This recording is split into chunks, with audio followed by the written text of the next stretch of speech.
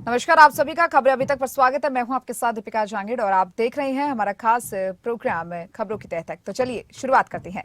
सबसे पहले खबर आपको हिमाचल से बता दें, जहां पर डिप्टी सीएम और सीपीएस मामले में 4 नवंबर तक सुनवाई चल गई है। हिमाचल हाईकोर्ट में अंतरिम स्टे में डिप्टी सीएम मामले पर बहस पूरी हुई, जहां मामले में फैसला सुरक्षित रख लिया गया है। 4 नवंबर को डिप्टी सीएम पर फैसला आ सकता है। उप मुख्यमंत्री की नियुक्ति और सीपीएस की नियुक्ति पर दोनों पक्षों ने दलीलें रखी। सीपीएस की नियुक्ति पर अंतरिम स्टे पर भी बहस हुई।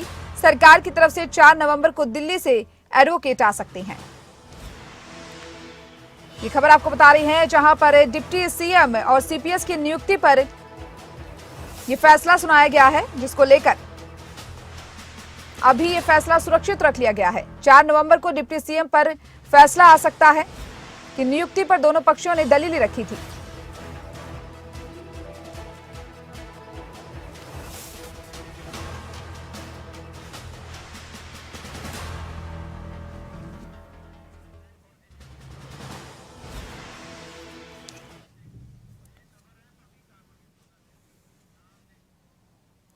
तो चलिए हमारे साथ देहरादून से हमारे साथ ब्यूरो चीफ राव शफात अली जुड़ चुके हैं, और इसी के साथ ही स्टेट हेड हरियाणा से हमारे साथ जितेंद्र चौधरी, और शिमला से ब्यूरो हमारे साथ प्रदीप ठाकुर जुड़ चुके हैं।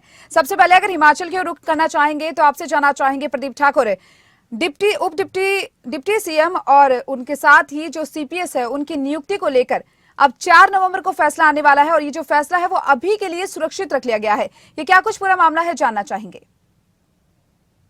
बिल्कुल दीपिका, देखिए हिमाचल प्रदेश हाईकोर्ट में ये मामला चल रहा है और इसमें बीजेपी की तरफ से भी जो याचिका दायर की गई है, और उसके साथ साथ 2 अन्य याचिकाएं हैं, लेकिन इसमें क्लब की गई है सीपीएस से जुड़े मामले की, और बीजेपी के विधायकों की ही एक डिप्टी सीएम से जुड़ी हुई याचिका भी हिमाचल प्रदेश हाईकोर्ट में है। और इसको लेकर पिछले कल सुनवाई भी हुई, और उसमें डिप्टी सीएम की नियुक्ति को लेकर भी चुनौती दी गई है, और ये कहा गया कि डिप्टी सीएम नाम का कोई पद नहीं होता है, और मंत्री जो है मंत्री के पास एक जिम्मा होता है।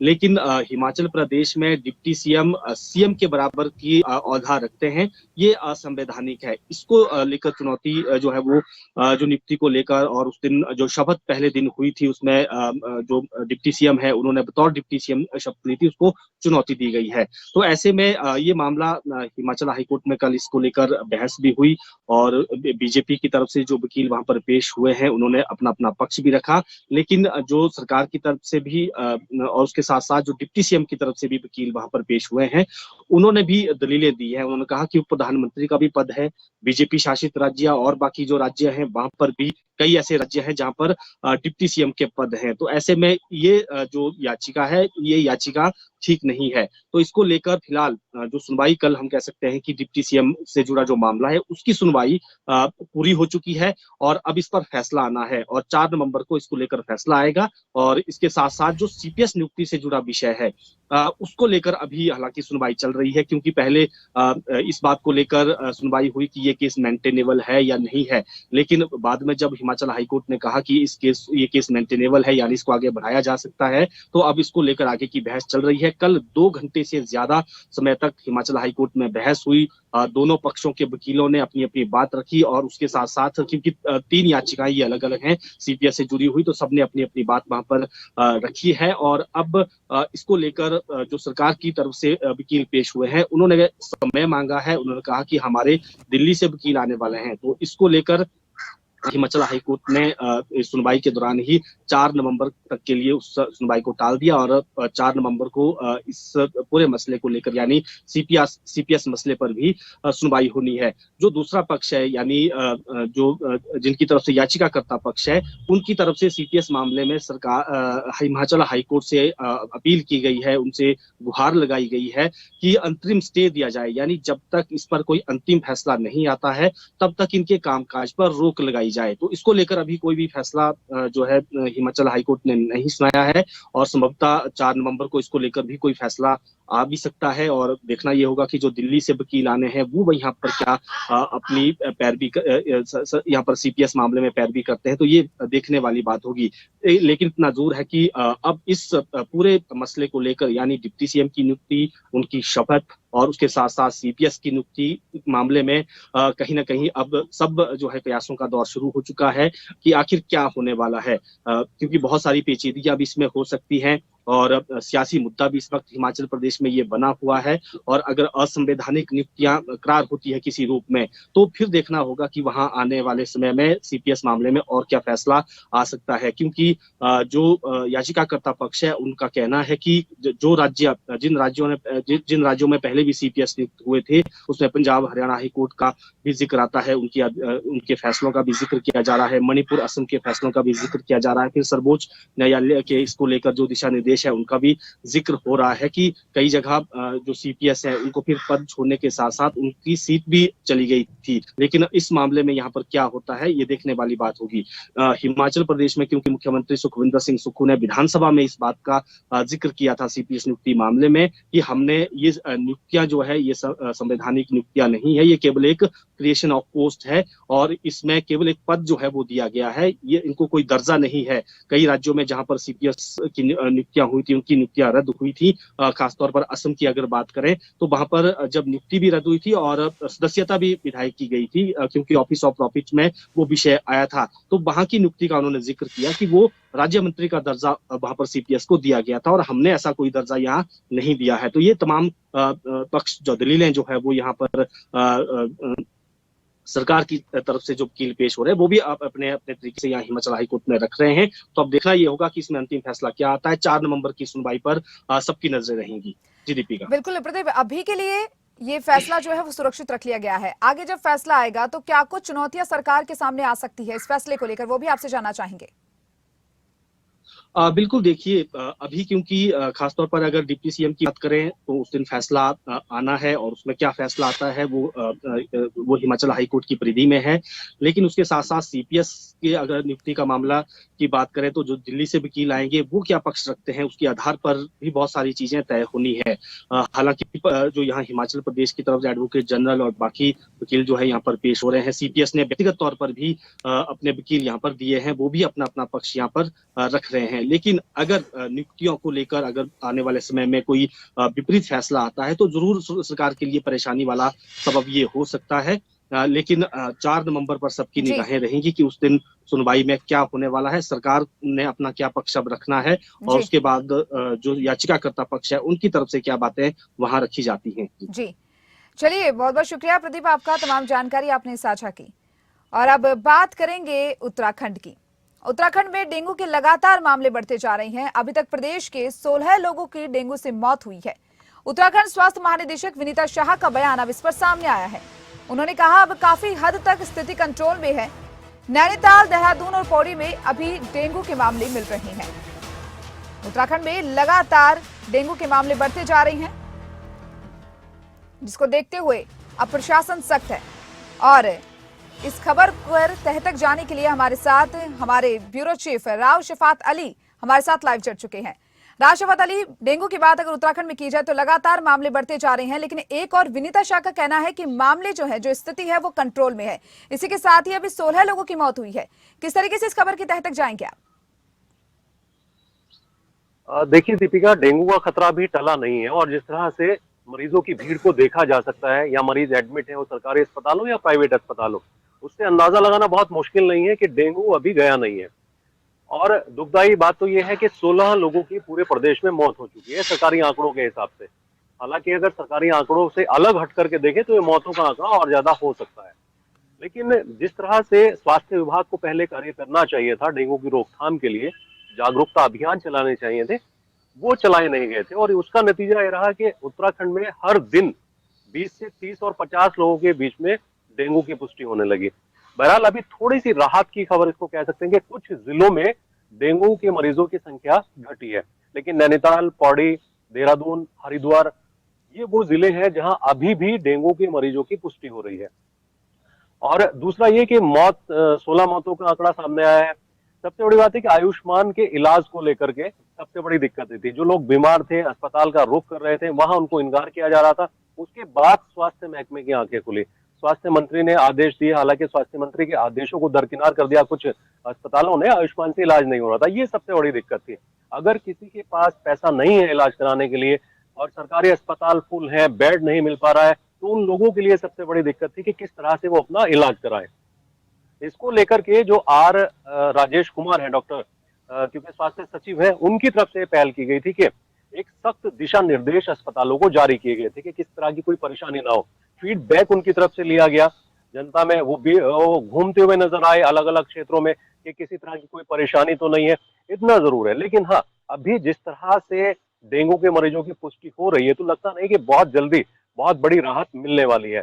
नगर निगम की लापरवाही बहुत सामने आई। समय से फॉगिंग करानी चाहिए थी, लार्वा को नष्ट कराना चाहिए था, समय से जांच होनी चाहिए थी जहां जहां पानी भरा हुआ है। लेकिन टीम की आंख तब खुलती है जब मौतों का आंकड़ा बढ़ने लगा या मरीजों की संख्या बढ़ने लगी। बहरहाल अभी भी खतरा बरकरार है, लोग डरे हुए हैं। अभी भी अस्पतालों में देखा जा सकता है कि बहुत भीड़ है और बेड मिलना बहुत मुश्किल हो रहा है डेंगू के मरीजों को। जी, चलिए आप राव शफात अली, आप हमारे साथ बने रहिए। अगली खबर की ओर भी आपका रुख करेंगे और अगली खबर भी उत्तराखंड से आपको बता रही है। उत्तराखंड के 51 सीमांत गांव का विलेज एक्शन प्लान 23 अक्टूबर तक भारत सरकार को प्लान भेजने का निर्देश है। वाइब्रेंट विलेज प्रोग्राम की समीक्षा हुई है। उत्तराखंड की तरफ से अपर मुख्य सचिव गृह सचिव राधा रतूड़ी हुई शामिल। वर्चुअली माध्यम से बैठक से जुड़ी Radha Raturi. Vibrant village programme के तहत निर्देश दिए गए हैं। वर्चुअली माध्यम से राधा रतूड़ी इसमें जुड़ी है। उत्तराखंड के 51 सीमांत गांवों का विलेज एक्शन प्लान। और चलिए इस खबर पर एक बार और हमारे साथ हमारे ब्यूरो राव शफात अली हमारे साथ लाइव जुड़ चुके हैं। राव शफात, आपसे जानना चाहेंगे, अगर विलेज की यहाँ पर बात की जाए तो विलेज एक्शन प्लान की क्या कुछ ये पूरा प्लान है, विलेज वाइब्रेंट प्लान को लेकर पूरी जानकारी दीजिए। जो सीमांत के गांव पड़ते हैं वो पूरी तरह से पलायन कर चुके हैं या पूरी तरह से खत्म हो चुके हैं। तो केंद्र सरकार की ये योजना थी, 2022-23 में इसकी शुरुआत हुई थी कि वाइब्रेंट विलेज प्रोग्राम चलाया जाए, जो दूसरे बॉर्डर से मिलते हैं, दूसरे देशों के बॉर्डर से मिलते राज्य हैं, उनको डेवलप किया जाए। तो ये वाइब्रेंट विलेज प्रोग्राम है और उसी के तहत विलेज एक्शन प्रोग्राम उत्तराखंड में भी चलाया जा रहा है। राज्य सरकार इसमें मदद कर रही है, केंद्र सरकार की ये योजना है। तो इसमें अरुणाचल प्रदेश है, सिक्किम है, उत्तराखंड है, हिमाचल है और लद्दाख भी है। एक वर्चुअल बैठक हुई थी, गृह सचिव है अजय भल्ला, उनकी ओर से, और यहाँ से उत्तराखंड से जो ACS है वो जुड़े थे। तो ये तमाम जो कवायद है इन गांवों को डेवलप करने के लिए है दरअसल। और उत्तराखंड में 51 गांव ऐसे चिन्हित किए गए हैं, वो उत्तरकाशी क्षेत्र है, पिथौरागढ़ क्षेत्र है या दूसरे जो क्षेत्र है, अन्य क्षेत्र है, क्योंकि चीन की सीमा से मिलते हुए इस तरह के जो उत्तराखंड की सीमा से मिलते हुए गांव है उनको डेवलप किया जाएगा। वहाँ बिजली, पानी, नेट की सुविधाएं, कनेक्टिविटी, सड़क सुविधाएं और पर्यटकों को आने के लिए इस तरह से लुभाया जाए, इन गांवों को इसलिए डेवलप किया जा रहा है। बहुत सारे ऐसे गांव हैं जहां कभी आबादी हुआ करती थी, सीमांत के क्षेत्र थे, और इन सीमांत के क्षेत्रों को सबसे बड़ी बात है कि प्रहरी माना जाता था, जो बॉर्डर के आसपास के लोग रहते थे। लेकिन धीरे धीरे क्योंकि सुख सुविधाएं नहीं थी, सड़कें नहीं थी, बिजली पानी नहीं था, तो इन गाँव के लोगों ने पलायन कर लिया। अब राज्य सरकार चाहती है कि इन गाँव को डेवलप किया जाए और ये जो योजना है ये केंद्र सरकार की योजना है। तो इसी के लिए एक वर्चुअल बैठक हुई थी और वर्चुअल बैठक में 23 अक्टूबर तक ये तमाम जो चीजें हैं ये केंद्र सरकार को सौंपनी है। खाका पूरा तैयार करके जो विलेज एक्शन प्रोग्राम है उसके तहत ये जानकारी केंद्र सरकार को राज्य सरकार देगी। जी, चलिए बहुत बहुत शुक्रिया आपका तमाम जानकारी को साझा करने के लिए। और अब बात करेंगे हरियाणा की। फरीदाबाद पहुंचे मुख्यमंत्री मनोहर लाल और कष्ट निवारण समिति की बैठक की अध्यक्षता वो कर रही हैं। बैठक से पहले मुख्यमंत्री ने रंजीत कुमार को 1 लाख का चेक सौंपा है। शनिवार को सीएम के विशेष चर्चा कार्यक्रम के दौरान सीएम ने ये घोषणा की थी। कैबिनेट मंत्री मूलचंद शर्मा समेत तमाम विधायक बैठक में मौजूद। दोपहर 12:30 पर फरीदाबाद से करनाल के लिए रवाना होंगे। दोपहर 2 बजे सैनिक स्कूल कुंजपुरा में कार्यक्रम में शिरकत करेंगे। ऑल इंडिया सैनिक स्कूल नेशनल गेम्स में बतौर मुख्य अतिथि शिरकत करेंगे। दोपहर 3:30 पर करनाल से चंडीगढ़ के लिए रवाना होंगे। मुख्यमंत्री शाम को चंडीगढ़ में बीजेपी विधायकों से मुख्यमंत्री मुलाकात करेंगे। मुख्यमंत्री मनोहर लाल का फरीदाबाद दौरा और आज उनके कई कार्यक्रम प्रस्तावित हैं। और इस खबर पर और अधिक जानकारी के लिए हमारे साथ स्टेट हेड जितेंद्र चौधरी हमारे साथ जुड़ चुके हैं। जितेंद्र, आपसे जानना चाहेंगे, मुख्यमंत्री फरीदाबाद पहुंची हैं, जहां पर कष्ट निवारण समिति की बैठक वो कर रही हैं, उसकी अध्यक्षता वो कर रही हैं। क्या कुछ पूरी जानकारी उनके इस दौरे को लेकर विस्तार से जानकारी चाहेंगे? देखिए, बिल्कुल दीपिका, आपने ठीक कहा। ये खबर हरियाणा से है। हरियाणा के मुख्यमंत्री मनोहर लाल के दौरे से जुड़ी हुई है, जिन्होंने कल प्रधानमंत्री नरेंद्र मोदी से दिल्ली में मुलाकात की थी और इसके बाद अब फरीदाबाद में ग्रीवेंस कमेटी की बैठक करने के लिए मुख्यमंत्री मनोहर लाल पहुंच चुके हैं। इसके बाद करनाल के अंदर मुख्यमंत्री का एक कार्यक्रम जो है वो सैनिक स्कूल के अंदर रहने वाला है और आज शाम चंडीगढ़ में मुख्यमंत्री विधायकों के साथ बैठक करते हैं। हालांकि अमूमन मंगलवार को विधायकों के साथ बैठक करने का जो शेड्यूल है वो मुख्यमंत्री का रहता है और उसी सिलसिले में इस बैठक को भी देखा जा रहा है। जहाँ तक बात की जाए, अभी फिलहाल अगर हम बात करें तो मुख्यमंत्री मनोहर लाल फरीदाबाद में है, जहाँ पर रंजीत कुमार, जो कि शारीरिक रूप से जो है अस्वस्थ थे, उन्होंने मुख्यमंत्री की विशेष चर्चा जो कार्यक्रम है, जिसे मुख्यमंत्री मनोहर लाल की तरफ से हर शनिवार शाम 5 बजे ऑडियो कॉन्फ्रेंस के जरिए किया जाता है। मुख्यमंत्री तमाम जो लोग हैं अलग अलग वर्गों के, उनके साथ बातचीत करते हैं, लाभार्थियों से चर्चा करते हैं, अपनी योजनाओं को लेकर के फीडबैक उसमें लिया जाता है, जानकारी भी दी जाती है। इस रंजीत कुमार की तरफ से भी सीएम की विशेष चर्चा में अपनी जो शारीरिक परिस्थिति है उसे ख़राब बताते हुए ये कहा, आर्थिक मदद की जो मांग है वो मुख्यमंत्री के समक्ष की गई थी। मुख्यमंत्री ने वायदा किया था आर्थिक मदद करने को लेकर के, और आज जैसे ही फरीदाबाद वो पहुंचे तो रंजीत कुमार भी वहां पर मौजूद थे, जिन्हें 1 लाख रुपए का चेक दे करके मुख्यमंत्री की तरफ से मदद की गई है। अपने जो निजी कोष है इससे मुख्यमंत्री मनोहर लाल की तरफ से ये मदद जो है वो की गई है, जिस तरीके की जानकारी अभी मिल पाई है। अभी इसके साथ साथ ग्रीवेंस कमेटी की बैठक में तमाम जो लोग हैं वो अपनी समस्याओं को लेकर के मुख्यमंत्री के समक्ष जो है वो पहुंचेंगे। किस प्रकार की समस्याएं हैं, किस तरीके का निवारण लोग चाहते हैं, इसको लेकर के इस बैठक के अंदर विस्तृत चर्चा जो है वो, या फिर कहें कि इस समस्याओं का निवारण जो है वो मुख्यमंत्री की तरफ से किया जाएगा। कैबिनेट मंत्री मूलचंद शर्मा, जो कि बल्लभगढ़ से विधायक हैं, सरकार में कैबिनेट मंत्री हैं, वो भी इस बैठक के अंदर मौजूद हैं। साथ ही ग्रीवेंस कमेटी के जो तमाम सदस्य हैं वो भी इस बैठक के अंदर मौजूद रहते हैं। उनके साथ जो है चर्चा की जाती है। तमाम वो लोग जो पीड़ित हैं, परेशान हैं, जिनकी समस्या का हल नहीं हो रहा, वो अपनी समस्याओं को सीधे मुख्यमंत्री के समक्ष रखते हैं और मुख्यमंत्री मौके पर मौजूद जो अधिकारी हैं उन अधिकारियों को तुरंत ये आदेश देने का काम करते हैं कि जो समस्या है उसका तुरंत जो है वो समाधान किया जाए। तो सीधे तौर पर ये कहा जा सकता है कि मुख्यमंत्री का आज पूरे दिन का जो शेड्यूल है वो पहले फरीदाबाद, फिर उसके बाद करनाल और चंडीगढ़ जो है वो रहने वाला है। कल मुख्यमंत्री की तरफ से प्रधानमंत्री नरेंद्र मोदी से मुलाकात की गई थी, जिसमें कई अहम चर्चा जो है वो मुख्यमंत्री की तरफ से की गई है। एक और जहां मनोहर सरकार के 2 साल पूरे हो रहे हैं 26 अक्टूबर को, ऐसी स्थिति में एक बड़ी रैली का आयोजन करनाल के अंदर किया जा रहा है, जिसके लिए मुख्यमंत्री की तरफ से ये संभव है कि प्रधानमंत्री को इसकी जानकारी दी गई हो, न्योता दिया गया हो। और साथ ही साथ SYL का एक मुद्दा जिसे लेकर के लगातार पंजाब हरियाणा के बीच सियासत जो है वो देखने के लिए मिल रही है, इस विषय पर भी चर्चा जो है वो संभव मानी जा रही है। 10 लाख एकड़ ज़मीन जो है वो SYL की वजह से बंजर है। इस प्रकार के तमाम जो आंकड़े हैं उन आंकड़ों को एक पत्र के माध्यम से पंजाब के CM भगवंत मान के समक्ष भी रखा गया था और यह भी उम्मीद की जा रही है कि प्रधानमंत्री से हुई इस मुलाकात में भी इन तमाम विषयों को रखा गया होगा, क्योंकि SYL हरियाणा की एक ऐसी लाइफ लाइन है जो दक्षिण हरियाणा में जिस प्रकार से लगातार जो डार्क जोन बनता जा रहा है उसे उभारने का काम कर सकती है। लेकिन पंजाब हठधर्मिता लगातार इस विषय पर दिखाते हुए नजर आ रहा है, जिसकी वजह से दशकों से ये मुद्दा अभी लंबित पड़ा हुआ है। तो ये पूरा शेड्यूल रहेगा। खबर की तह तक में ये तमाम विषय था जिसको लेकर के मुख्यमंत्री का जो अभी तक का शेड्यूल रहा है, आज शाम तक का जो शेड्यूल है वो रहने वाला है। जी चलिए, आप जितेंद्र हमारे साथ यूं ही बने रहिए, अगली खबर पर भी आपका रुख किया जाएगा। पीएम मोदी से मुख्यमंत्री मनोहर लाल की अहम बैठक हुई है। एक और खबर आपको बता दें, दिल्ली में प्रधानमंत्री नरेंद्र मोदी से मुख्यमंत्री मनोहर लाल ने मुलाकात की। पीएम आवास पर कई अहम मुद्दों को लेकर ये बातचीत हुई, जहां मुख्यमंत्री मनोहर लाल दिल्ली में प्रधानमंत्री नरेंद्र मोदी से मिले तो कई अहम मुद्दे हैं जिनको लेकर बातचीत हुई है दोनों के बीच में, और पीएम आवास पर यह मुलाकात हुई। दिल्ली में प्रधानमंत्री नरेंद्र मोदी से मिले मुख्यमंत्री मनोहर लाल। और चलिए, एक बार फिर हमारे साथ स्टेट हेड जितेंद्र चौधरी जुड़ चुके हैं। जितेंद्र, कल दिल्ली में प्रधानमंत्री नरेंद्र मोदी से मुख्यमंत्री मनोहर लाल ने मुलाकात की, कई अहम मुद्दों पर उनकी बातचीत हुई, क्या कुछ रहा उनकी मुलाकात का, जानकारी आपसे चाहेंगे।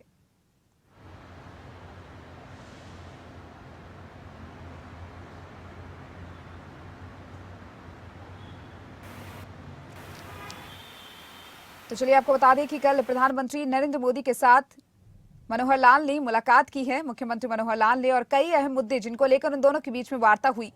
पीएम आवास पर ये मीटिंग हुई है और आज फरीदाबाद के दौरे पर मुख्यमंत्री हैं। कल दिल्ली वो गए थे और दिल्ली से वो सीधा फरीदाबाद पहुंचे।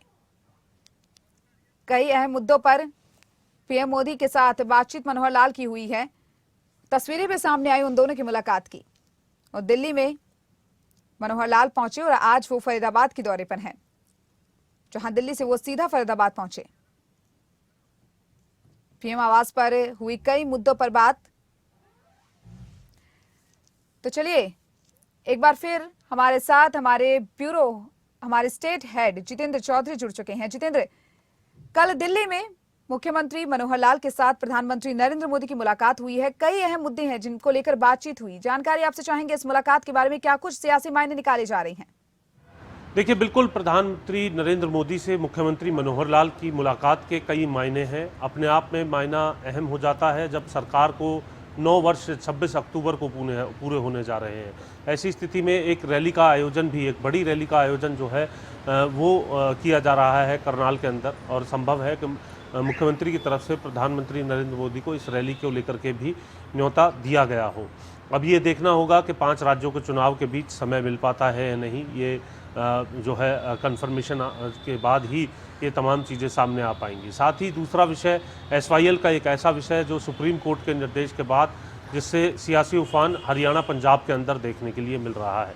पंजाब में जहां मान सरकार पंजाब के सियासतदानों के ज़रिए ही लगातार इस मसले पर घेरने का काम किया जा रहा है, वहीं दूसरी तरफ हरियाणा के मुख्यमंत्री मनोहर लाल की तरफ से भी पत्र लिख करके ये कहा है कि SYL के मसले पर जो भी मुद्दे हैं उन पर खुलकर चर्चा करने के लिए हरियाणा सरकार तैयार है और इसके लिए वक्त जो है वो मुकर्रर किया जाए कि कब और कहां ये चर्चा की जाए। प्रधानमंत्री नरेंद्र मोदी के समक्ष भी इन तमाम विषयों को रखा गया होगा। ये बताया गया होगा कि किस प्रकार से 10 लाख एकड़ जो भूमि है दक्षिण हरियाणा के अंदर, वो कहीं ना कहीं SYL का पानी ना आने की वजह से बंजर है। वहाँ पर जो है किसी भी प्रकार से खेती नहीं हो पा रही है। डार्क जोन में किस प्रकार से दक्षिण हरियाणा के जो क्षेत्र हैं वो जाते जा रहे हैं, उनका एक ब्यौरा जो है वो यहाँ पर जरूर रखा गया हो। जी चलिए, बहुत बहुत शुक्रिया आपका तमाम जानकारी को साझा करने के लिए। और अब अगली खबर आपको पंजाब से बता दें। पंजाब कांग्रेस के नेता कुलबीर जीरा को गिरफ्तार किया गया। पंजाब पुलिस ने कुलबीर जीरा को गिरफ्तार किया है। दुर्व्यवहार करने के आरोप में कुलबीर जीरा की गिरफ्तारी हुई।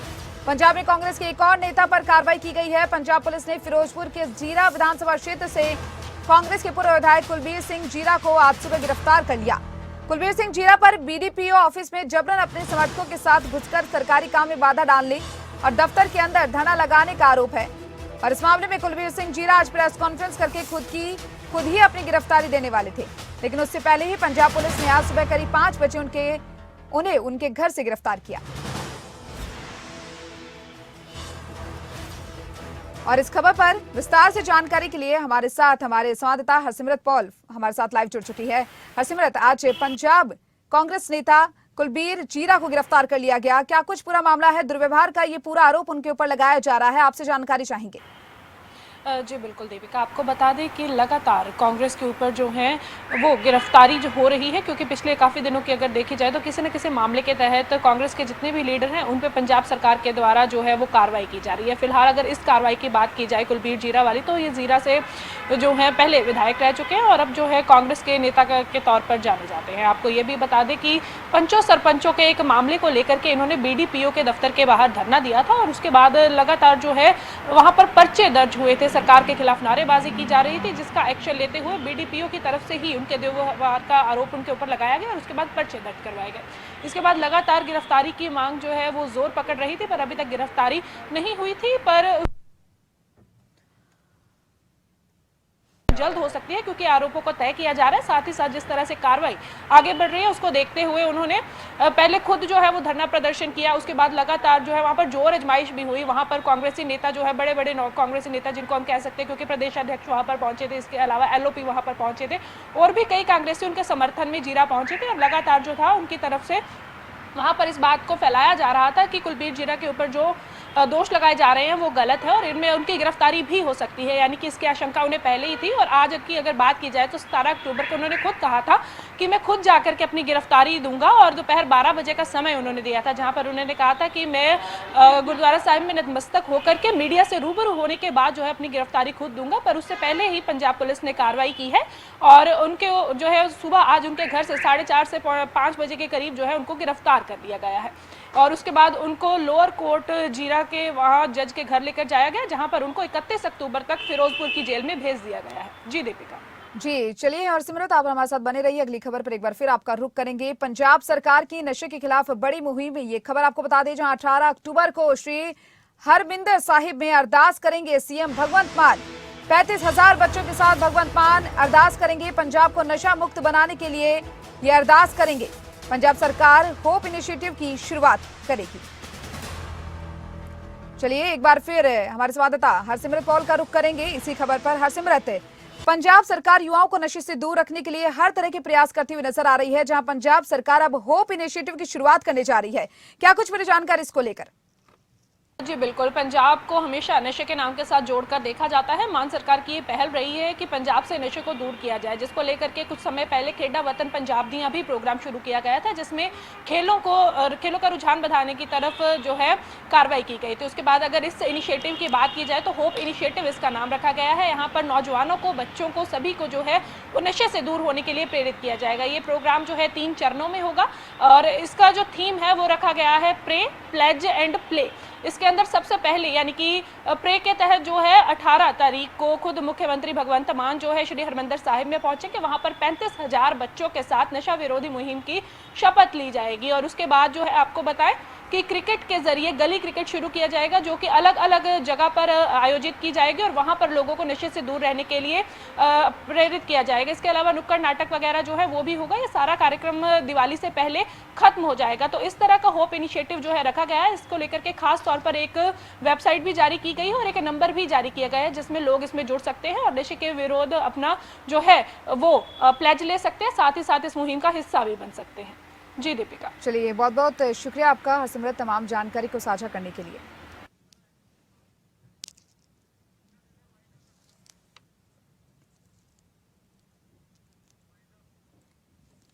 और इन सभी खबरों के साथ फिलहाल के लिए इस खास पेशकश में इतना ही। मुझे दीजिए इजाजत। नमस्कार।